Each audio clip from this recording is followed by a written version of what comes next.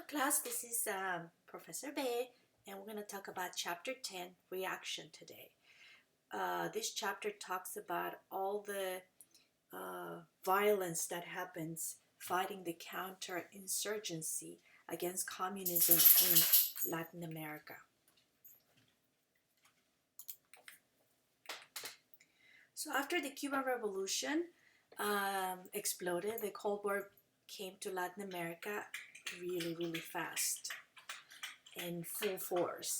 Cuba helped with training, but not with money or arms. And Soviet Russia never got involved outside of Cuba.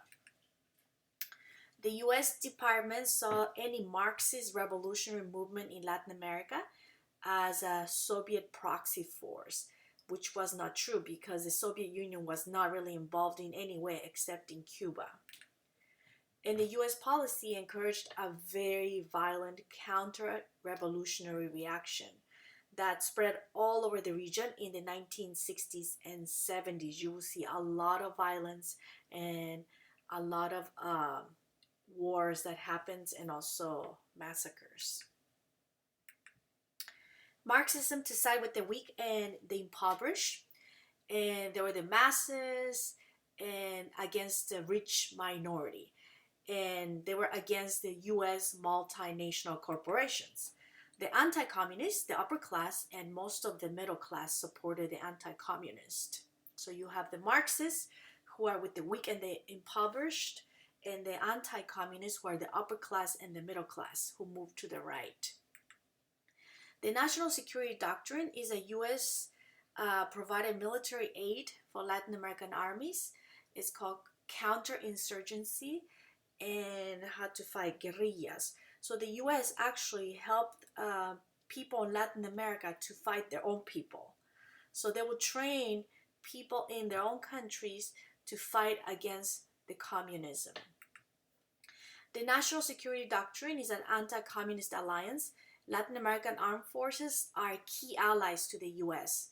and in defense of the free world. And I said free world in quotations because that's what they believe, right?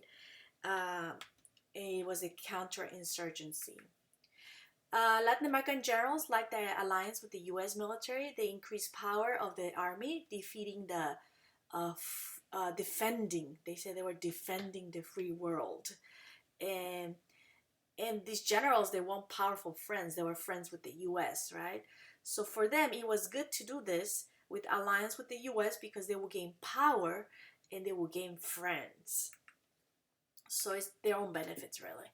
In 1961, Alliances for Progress, announced by President John F. Kennedy, he actually wanted to do some good. He wanted to reduce the revolutionary pressures by stimulating economic development and political reform in Latin America. So he wanted to send U.S. aid to Latin America, and he increased the U.S. aid, and he made substantial changes to the society, but it was harder and more expensive to supply economic development in Latin America than provide guns and counterinsurgency training. Isn't that sad? So that plan did not last very long. The Alliances for Progress, which was a good gesture by President John F. Kennedy, but it was cheaper to provide guns and training, so that's what they end up doing. Novelistic boom happens during this time in literature, famous throughout the world.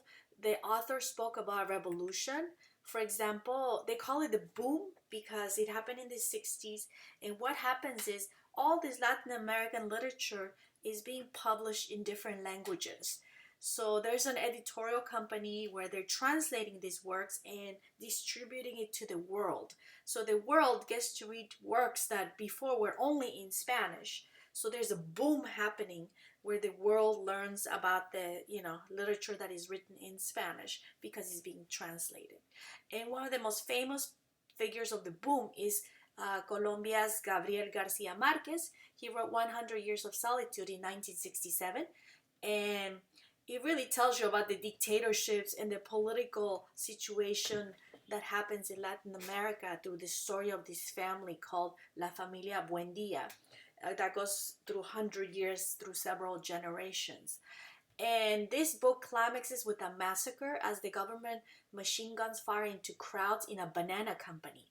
And this really happened in the United Fruit Company in 1928. And I'll post a short video for you guys to watch about this incident. And it was nearby the Colombian author's home. In Mexico, we have Carlos Fuentes. In Peru, we have Mario Vargas Llosa, that shared that admiration for revolutionary Cuba. And you will see this writer writing a lot of political content in their writings. Even the Catholic Church was with the revolutionaries. The military used a lot of violence in the 60s to the 80s. The military, they used kidnappings, torture, murder, and people were disappeared completely, from the face of the earth. And you will see that in Argentina and in Chile happening. Were counterinsurgency techniques that were taught by the US. Urban guerrillas fought in big cities, strike at army headquarters, or kidnap and ransom an industrialist to finance their operations. So it's not a very, good part of history, right?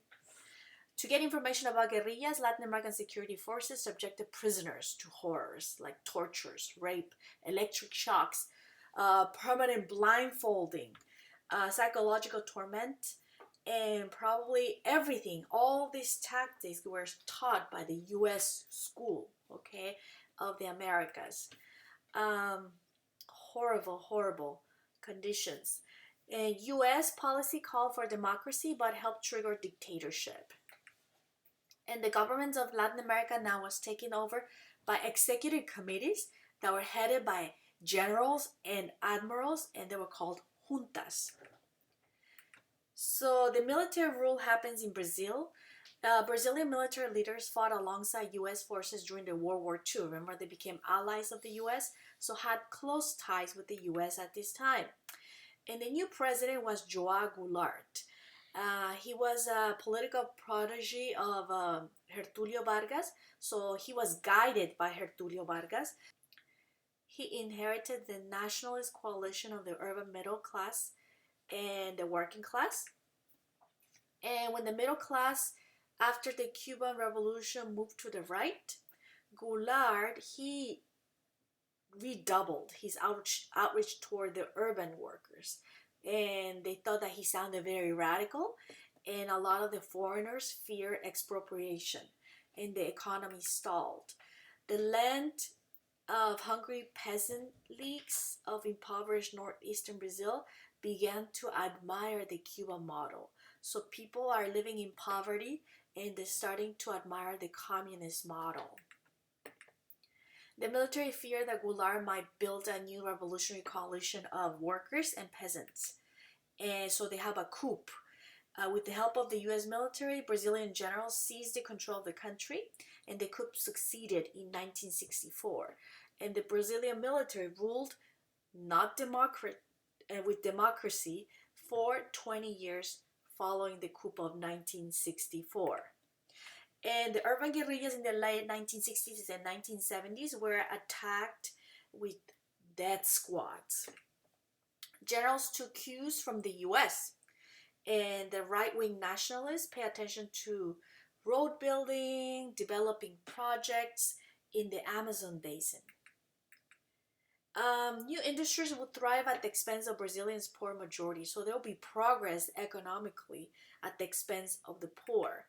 And the military could hold down the wages, and they could even disappear anyone who complained. Isn't that sad? So if you complain and protested, you could be dead. And it was great for the foreign investment, but really bad for the poor Brazilians. In a country, half of them were malnourished. They're living in hunger, and got only 1/10 of the income gains between 1964 and 1974. The gains went to the richest tenth of the Brazilian society. They pursued the vision of resilient greatness by constructing some of the world's biggest hydraulic dams that you will see in this picture, also highways, bridges, and airports. So they made improvements in infrastructure and economy at the expense of the poor. And oil prices had been rising since the early 1970s, and Brazil imported a lot of oil. For a while, the profits of the oil, which were called petrodollars, were flowing from oil-rich countries like Saudi Arabia and Iraq into the international banks. And out of the banks, they will take them as low-interest, short-term loans uh, into oil, poor countries like Brazil.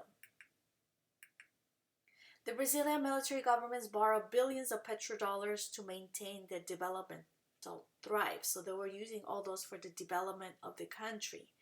And in the late 1970s, the international interest rates rose dramatically, and Brazil's foreign debt grew. By the early 1980s, Brazil had the world's largest foreign debt, which is really sad. And the Brazilian industries, now they're very advanced. They're producing cars, buses, trucks, and we're all made with components from Brazil, made in Brazil. The economic growth justified the authoritarian rule, but in the 1980s, an economic meltdown awakened a lot of opposition against this dictatorship. So that's in Brazil, and then we're going to Argentina, which has very horrible history during this time. A few years after ousting Perón in 1955, the military stepped aside and let the civilian rule and resume, but it never allowed the Peronists to compete in the elections. And whenever they competed, like in 1962 or 1965, the military came hurrying back to annul all the Peronist victories, so they were not allowed to take power again. In 1966, the Argentine armed forces set up their own version of this bureaucratic authoritarian state with similar goals, like to eliminate the revolutionary threat. They wanted to hold down the wages and encourage foreign investment.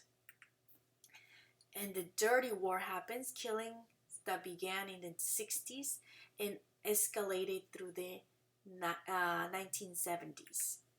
Marxist guerrilla movement, young urban middle class and university educated fought against the Argentine military.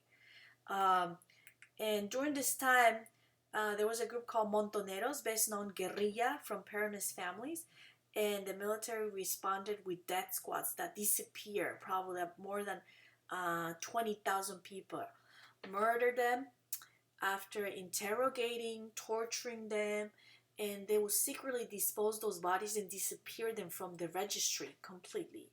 And there are accounts where many of these bodies were dumped into the ocean, and they say that they were drugged but still alive when they were thrown into the ocean, the middle of the ocean, with planes. The dirty war continued after Perón was elected president in 1973, and Perón was sick, and he was in his 70s at this time. They said that he died immediately, and his wife Isabel, a former nightclub dancer, became the vice president of Argentina.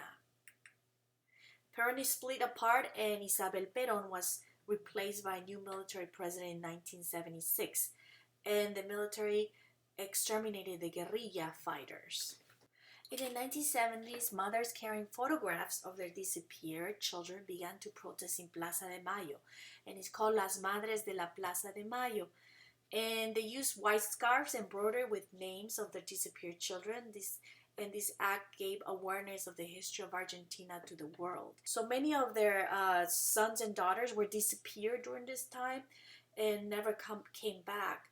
And a lot of them were tortured and killed, and even pregnant women were taken over there, and whenever they had the children will be adopted to the military families. And many of these grandmothers who never saw their grandchildren, they requested for DNA testing and things for children who were born around that time, who were adopted, so they could find their family. Really, really sad stories.